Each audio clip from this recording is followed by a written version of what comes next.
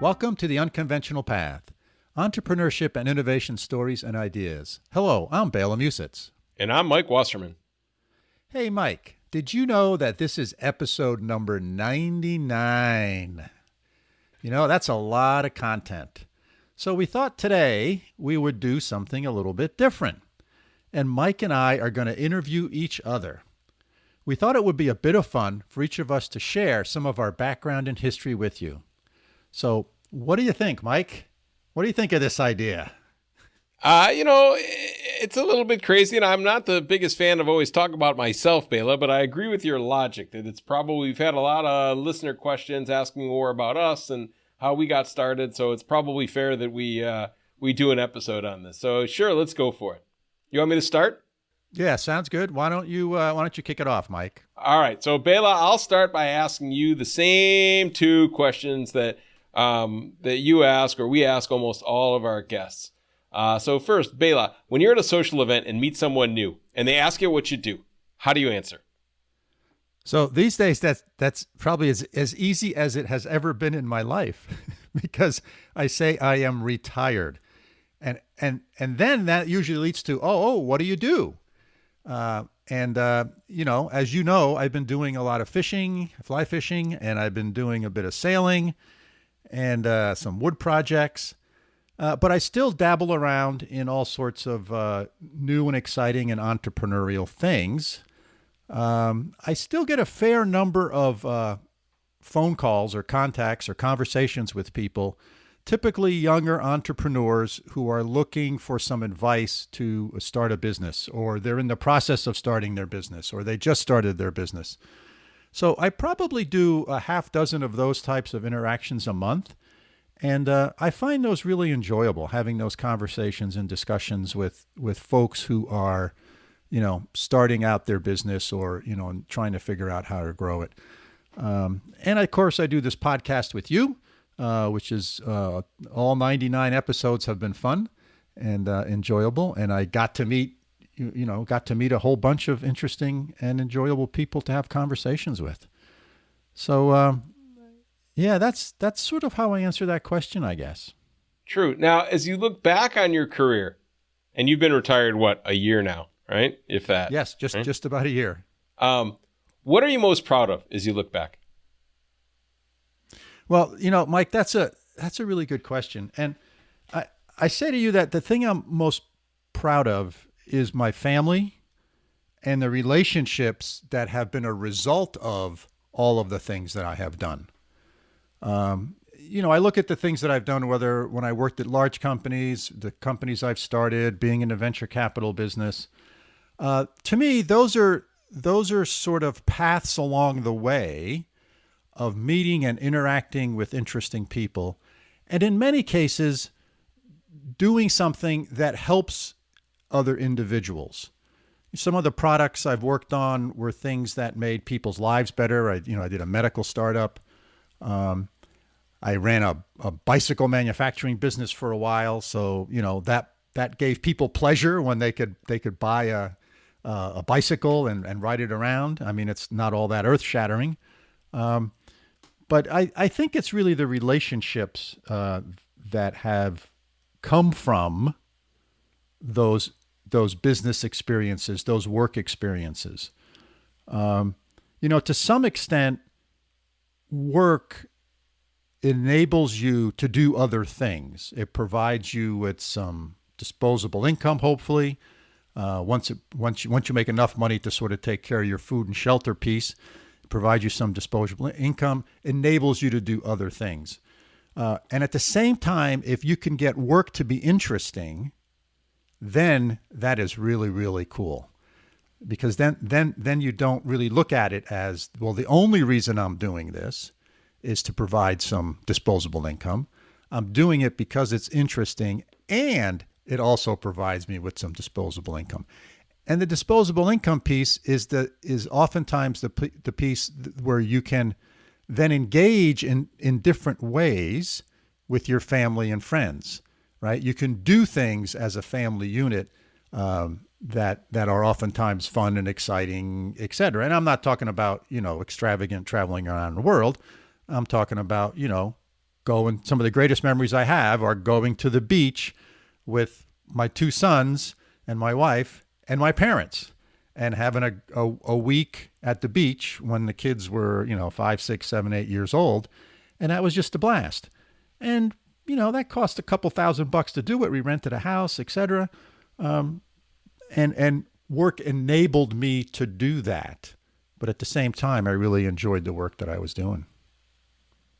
That's cool. You mentioned your parents, Bela. You always ask, is there a family history of entrepreneurship, and kind of how did you get interested? So I ask the same question to you. How did you start being an entrepreneur, and was there a family history? So my father and his brother owned a business in Budapest, Hungary, and so they owned a business where they reconditioned and remanufactured large diesel engines, whether they're for ships or for trucks or, earth moving equipment, etc. And my dad's an engineer, as am I. And so he and his brother had that business. And then in the revolution in 1956, we left all that behind and we came here to this country as refugees when I was a little kid. And my father never had his own business here, but he worked for some large companies. He worked for some small companies during his work experience. He started his very first job when we came to this country was for Mack Trucks, as an engineer for Mack Trucks. And then he worked for a couple small companies, and then he spent the latter part of his career working for IBM. And so I think it was from my father, I got this notion of doing things that you're interested in and sort of driving yourself to do things that are interesting. And he and I did a lot of things together, but they were always, we didn't play baseball together, right? We didn't go to the movies together. We made something together, right? We built something together down the basement. I can clearly remember he and I built a little rowboat, out of wood down the basement. We built a fiberglass kayak when I was older. We bought a wrecked from a junkyard. We bought a Lotus, which is a car, a Lotus Elan, a 1970 Lotus Elan that had been in an accident in the junkyard, and we fixed it up. So those were all the experiences I had with my dad. So they were all sort of project focused, and you're building something or you're making something. And so I think that had a lot to do with my psyche, in that the job I have, all the jobs I've had have been sort of project focused. We're making something, we're building something, we're delivering something, and there's an end product, or there's a multiple number of end products. And I think that sort of set the stage for that drive. So that fits. I mean, you really have taken an unconventional path. I mean, maybe trace for us a little bit kind of the path that you took. You already kind of talked about the early years as, coming to the U.S. As a young child, right? And obviously growing up, right? Did you grow up always in the Schenectady area? Oh, no. We moved around a fair amount. So when we came to this country, we lived in Allentown, Pennsylvania. So there was a fairly sizable Hungarian community in Allentown, Pennsylvania. And so we had a sponsor family, because we came here as refugees, right? And we had a family that sort of sponsored us once we got here, and they sort of took us in for a little bit. And we lived with them for a very short period of time. And my father got a job right away at Mack Truck. And so we lived there for a while, bought a house, and lived in Allentown. And then there was a strike at Mack Truck. One of the big unions, I forget which one it was, went out on a strike. And, so you don't cross the picket line. So it basically shut the whole place down. And I remember my dad was like, he was like, what do you mean I can't go to work? and he actually started looking for another job, quickly found another job. And so we lived in around the Allentown kind of Pennsylvania, eastern Pennsylvania area for a number of years. And then he moved around a fair bit to a couple different small companies. And then we lived in New York City for a number of years. I think it was about 2 years we lived in New York City. And then my father got a job at IBM. IBM was in a big growth spurt in sort of the late 60s and 70s. And my dad got a job there, and we moved to upstate New York around Poughkeepsie, Fishkill area. And we lived there for a long period of time. That's sort of where I went to junior high, high school. My parents lived there while I was in college. And then a number of years after that, IBM was opening a new plant, a new facility in Charlotte, North Carolina. And my dad wanted to move where it was a little bit warmer. Cost of living was a little bit lower than New York State. And my dad moved down there to help them open up the Charlotte plant. And then he retired there. But I never lived down there. So, and then once I became start working, we moved around a lot as well. So my first job out of grad school was at General Electric's research facility, which is in Schenectady. And then from there, we moved to Hartford because I started a business with some other folks. And then moved down to Yorktown Heights. I got a job at IBM, worked there for a number of years. Then from that, went out to California, started a company out in California, and then back to upstate New York, where I worked at RPI, and then started a venture firm, and then started my career as a dean in higher ed, and then after stepping down from being dean as a professor. Yeah, that's definitely the unconventional path, Bela, in terms of, all the different stops you made and the different types of businesses. It looks nonlinear, but is there a common thread that runs through all of this? So I would say that in everything I do, I have this curious mind. I'd like to learn new things. I like to try new things. So that's what drives me. If it's the changing of the jobs is not necessarily driven by money or status or by, job title or span of control, responsibility type things. It's driven by, that sounds interesting. I'm going to go try to do that. and that's what drives me. It's the new experiences, it's trying new things, and it's this curiosity. And so I think one of the other reasons that I haven't spent, my whole life at one company is because after I try it 2 or 3 times, I kind of get bored. And if a particular organization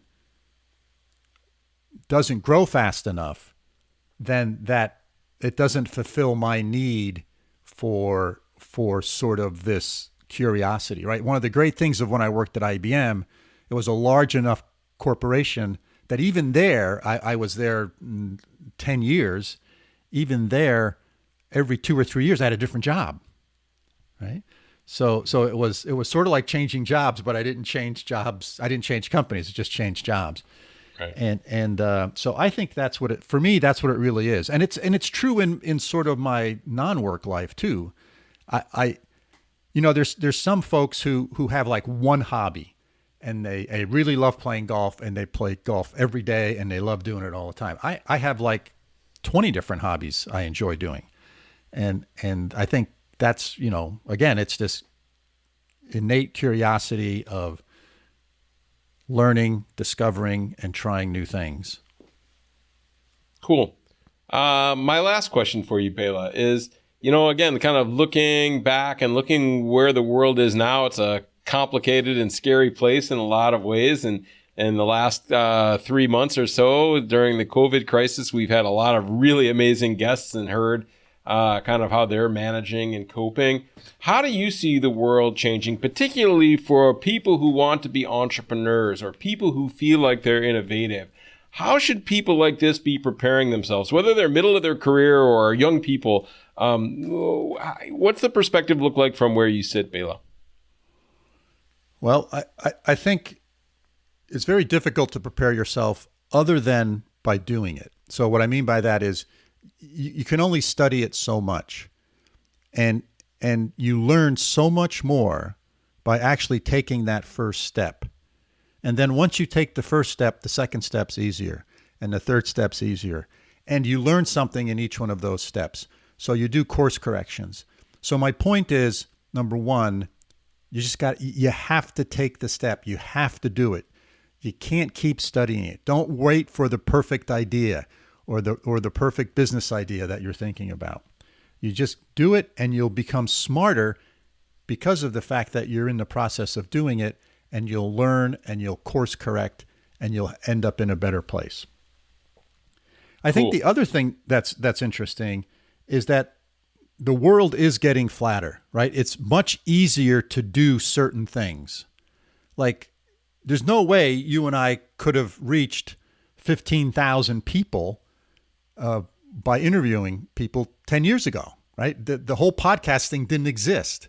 And there's lots and lots of examples of technology that has enabled people to reach out and find other individuals. And by that, I mean potential customers, right? We have 15,000 people who are customers of this podcast. And so so that's gotten much easier. That's gotten much easier because of all of the technology that has happened. It's also gotten much easier because of starting a business in certain areas. It's easy to start a Facebook page and start selling products. There's a lot of manufacturers. There's a lot of great things you can do. So that's the good news. The bad news is that since it's gotten easier, there's more people doing it, right? So the competition, the opportunity for competition has increased. But I think the key here is almost the whole world is your potential marketplace these days. And with that, it's much easier for you to find your niche. So you can find your niche, the thing that works for you, and your customers. And you can provide and service those customers because you can reach those customers these days much easier. And the third thing I'll say is that I think the rate of change is going up dramatically compared to 10 years ago or compared to 5 years ago even. The rate at which things change, and what do I mean by things? What things change? Well, market preferences, people's desires for certain things, economic things. I mean, look at the COVID thing. Boom! It all of a sudden changed the world. Like in the span of 2 weeks, the world was different. That's unheard of, except if you had like a world war, right? And so all of a sudden businesses had to adapt. So there's all these things that are changing, and you don't know what they're going to change to. You don't know how they're going to change.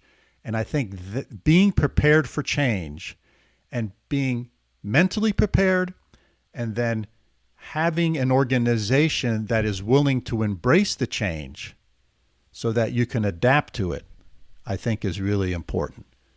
All right, so building your organization in such a way that it embraces change as opposed to fighting change, because change is going to happen in everything we do. Love it, Bela. Good words. I like it. Thanks. All right. You want to switch chairs here virtually? All right. Sure. So now, Mike, so why does someone become a professor? That's a great question. And in the general sense, I'm not really sure I can answer that, because there's so many different people that I know that have become professors for different reasons. They're good at different parts of the job. As you well know, there's many different kind of components to being a professor. And some of it is, if you've been a student at a university or a college, you see the teaching side. And that's obviously what's, I think, front and center right now, is we switched to online learning mostly and things like this. And then the side that most people don't see, but's really important at some schools, is the research component, which is looking at a question in your field of study and trying to find some answers on why things happen the way they do and how to make things better. And then the third part is the university is an institution, as a place where people learn and grow, where people can express their ideas. And in the traditional U.S. model, where kind of kids can become adults, and I know that's a little bit trite, but I think it's for many of us who've gone the traditional route, the university that's in the U.S., when you're 18, you start as a first-year student, you go for 4, hopefully maybe 5 years, get a degree, and then go start your career. For many people, college looks like a 2-year community college degree where maybe it's all you can afford and you're still kind of figuring out what you want to do. Or there's a very narrow focused program that community colleges do great at preparing you for a career. Or maybe you're a non-traditional student, like some of my relatives where they went back later in life to school and got degrees and switched from a job that didn't need an education to one that did. So you serve all these different needs and you kind of find out what you're good at. So I think there's not a one-size-fits-all answer to that. You look at who you're interested in, I guess, helping and what you're interested in learning and what you're good at and where you can add value. And you kind of weave that into, and in my case, it was very random in a lot of ways and not planned. But try to find a niche, again, going back to what you said about finding a niche, right? Find a niche. How can I balance this kind of research, teaching, and service at the right school, working with the right people, teaching and researching the right things? For me, working with the right colleagues and friends. All that's different. And then, as you know, most of our listeners know I immigrated to Germany. So I went the other direction that you did at a very different stage of my life. And I was really frustrated by the U.S. system where it costs so much money.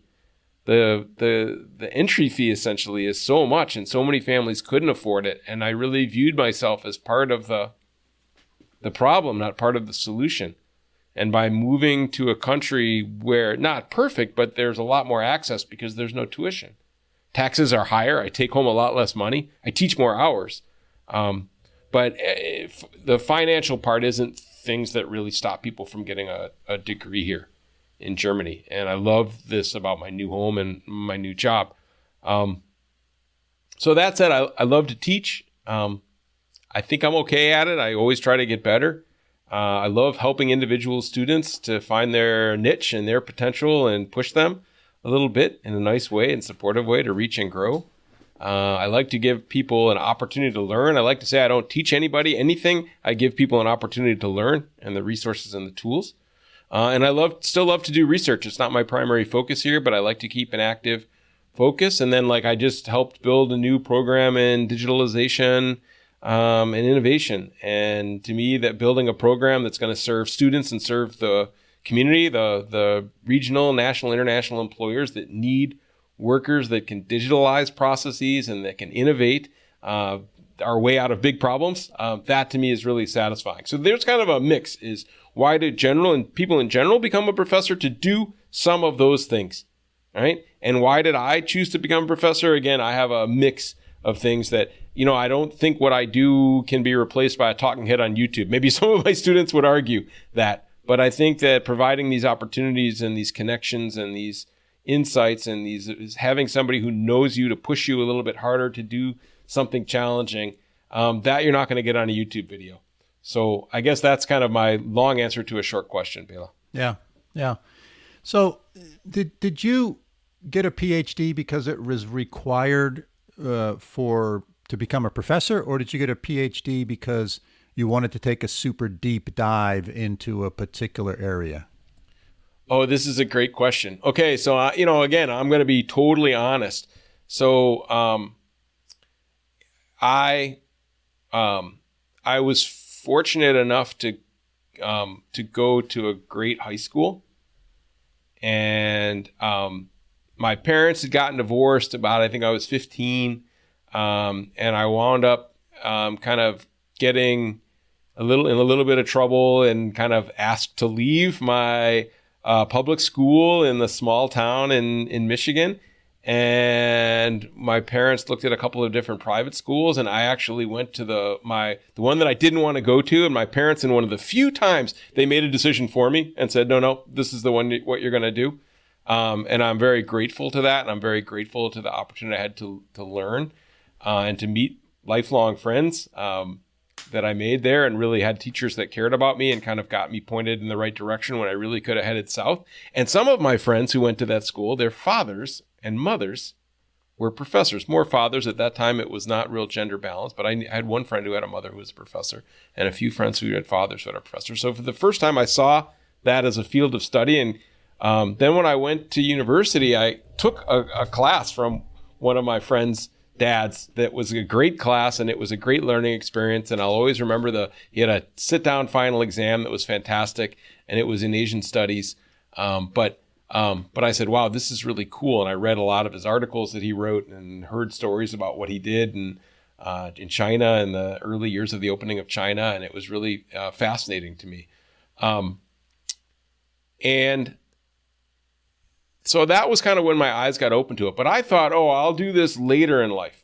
I'll do this, in my 50s or 60s, right? I'll go work for a big company. I mean, really, if you would have asked me, Bela, what my plan was, it would have looked something like yours, right? Go work for a big company, go be curious, learn things, meet people, and then come back and be a professor. But kind of and I guess as in my bachelor's degree, I drank way too much beer. I smoked way too much marijuana. I was kind of this student that didn't take advantage. I went to the University of Michigan. I went to the business school there, which is one of the best in the world. And I was mad at myself when I graduated because I didn't take advantage of all the educational opportunities that were there for me. And that was something I said, you know what? As I look back, I don't want to regret things in my life that I didn't do. I had a lot of fun and I met a lot of great people, but I didn't take advantage of that. And so this deep dive that you mentioned, I said, at some point I'm going to go back to graduate school. And at some point I'm going to get my master's degree, and I'm going to kind of make up for lost ground there. And I'm going to take extra care to be a great student and to get some expertise. So I worked for a couple of years. On one of our earlier episodes, I mentioned I worked at a homeless shelter in Boston for a couple of years, which was an amazingly great experience for me.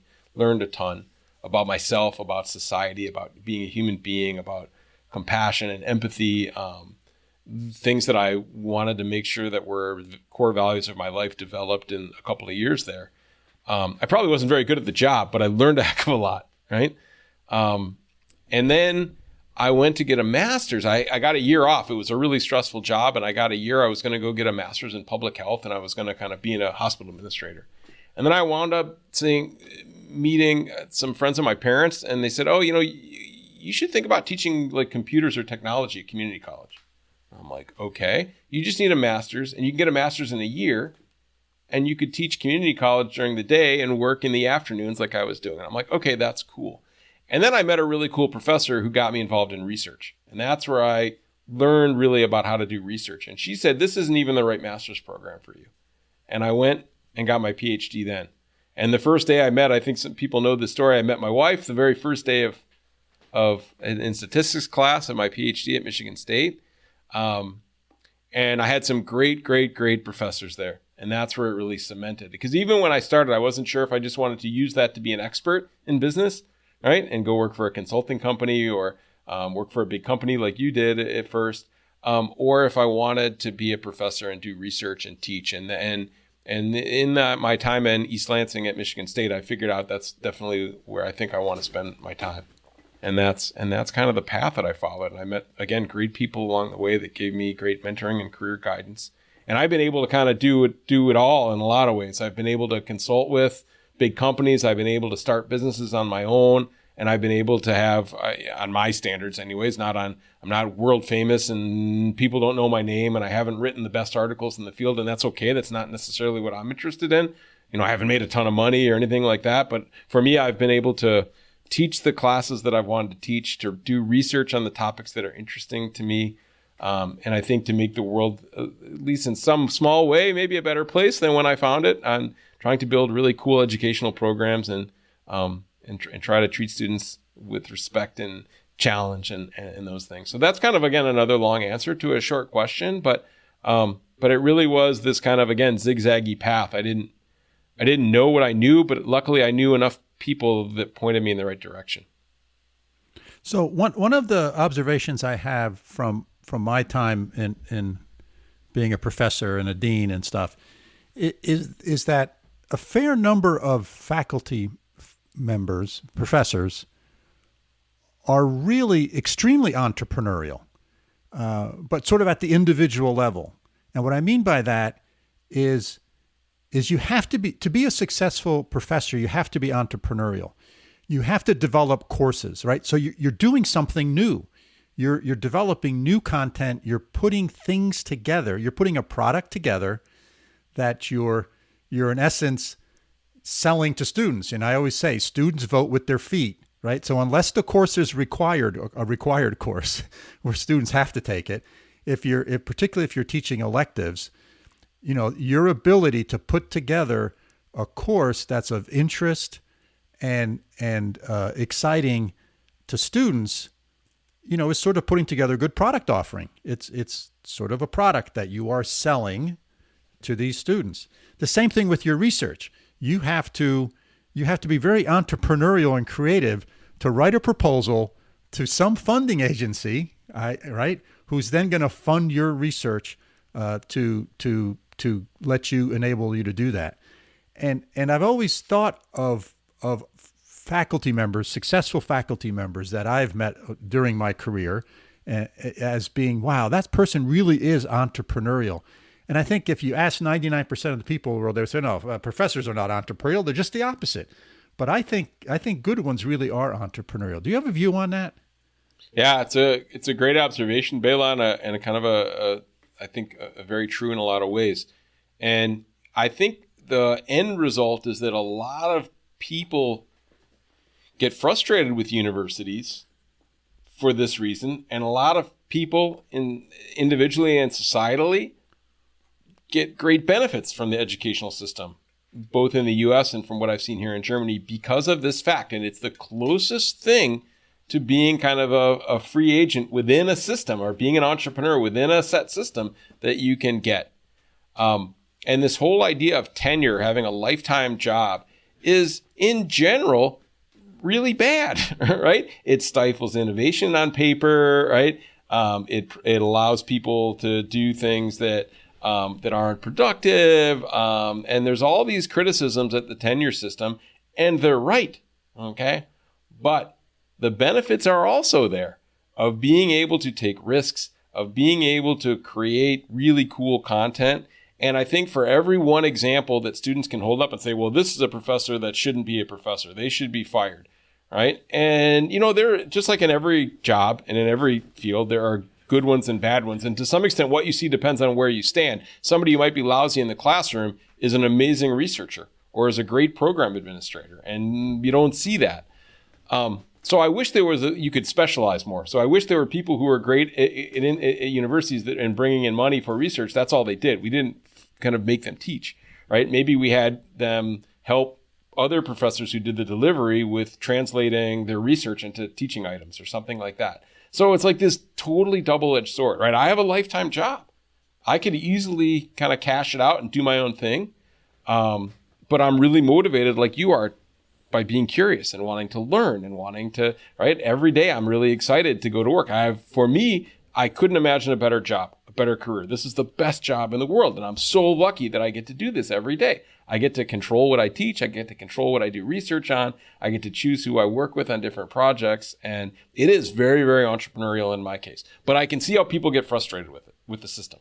Okay. Yeah. But to tear it down fully would be bad too, because then all of a sudden you've got everybody looking at the short term and not playing the long game, right? Professors tend to play the long game, and entrepreneurs a lot of times tend to play the long game, right? They take a big risk on something that only you see the benefits from, and you measure it not in weeks or semesters, but in years or even in decades. Right. Well, it's interesting. As you were saying that, it got me thinking that oftentimes we judge a group on its outliers, right? We don't judge a group on its sort of, the ones that are within 3 standard deviations, right? We're always judging a group by the people that are out there 6 and 7 standard deviations away from the norm. And I think your point kind of makes that, right? Yeah, there are some people who are mailing it in, as I like to say, once they get tenure, right? And but there's a vast majority of them where that system works really well. So is there in our most recent podcast, the one just before this one, episode number 98, we interviewed a person that you had an entrepreneurial experience with, and you were part of a group that started a business. So have you had other entrepreneurial sort of adventures in your life? Yeah, the first one that I really got involved with and kind of pulled into this, well, there were a couple early ones when I was a professor at George Mason right after grad school. And I got my first job as a professor at George Mason. And one person was that I got involved with, I kind of was working on two simultaneously. And it wasn't my intention. I studied big businesses. I studied organizations. I didn't study startups. I wasn't really even interested in entrepreneurship when I got my PhD. It wasn't part of what I studied. And it wasn't part of what I was teaching early in my teaching career. But I had two different people that, one that I knew from my PhD program, and Tim had an idea for starting an e-learning startup. And this was in 1996, 1997, 1998. Yeah, that was early in the e-startup. It was very early, yeah. And it was too early, but it was awesome. I mean, we did a fantastic e-learning product. We made sales. We had investments, and it was great, but it was just too early, and the company didn't really make it made it to the launch, and it had revenue, but it never really, after a couple of years, it looked like it just wasn't going to be profitable. So that shut down. He has gone on to be an incredibly successful entrepreneur in the healthcare sector. And one of his companies just had a major $1+ billion investment by Boots CVS into his healthcare company, which is amazing. The second was these two brothers and their father approached me after a talk I gave at the Smithsonian in DC. And they had this idea for a startup and wanted me to get involved. And it was actually also too early for its time. And it was a startup that that matched people who wanted jobs done with people who wanted jobs to be done. And it was almost like Postmates or something like that now. But again, it was too early, and they raised money, and I was, both times I wasn't the actual doer. I was a professor, my full-time job, and just really advising them in depth and spending summers working on this and stuff like that. And so that also launched and was really cool. And both brothers went on to really great careers as well as entrepreneurs. Both are still, one is also in telemedicine and healthcare. And the other is real big into blockchain. And that was kind of interesting. So it's all these people that I meet that I learn stuff from. And those were kind of my early entrepreneurial experience. Then I had a bunch of other small ones that I played different roles in. And then I did this car business with Doug that we talked about in episode 98. And then I just kind of wrapped up one that we had another guest, Charlotte Hayden, one of my former students, and helped her launch a Better Flavor company. And that was fun. And then right now I have 3 or 4 other kind of startup people that I'm working with, kind of like you. I get 1 or 2 a month that I try to give some guidance to, and sometimes there's a good connection. I stay on as a board member or something like that. But so it's always been kind of these ins and outs and these small connections and different roles. And I think the thread that runs through that is just meeting amazing people and learning an amazing amount with them and from them. And just trying to offer what little expertise I have. A lot of times it's the wrong advice, but sometimes it's right. And I'm a more process guy, and helping people develop processes that work and then let them fill in the gaps. And I think that's where I add my value in the startup world. Yeah. So here's my last question, Mike. Mm-hmm. So what's one thing that you're willing to share about Mike Wasserman that most people do not know? I'm pretty open. There's not a lot that's hidden. You stumped me on this one, Bela. What wouldn't I know? Stumped the professor. Because I mean, like in my personal life, everybody knows I have an amazing wife, an amazing partner, and I married up, and I work really hard to make sure that I give her lots of good reasons to stay with me until we're old and gray.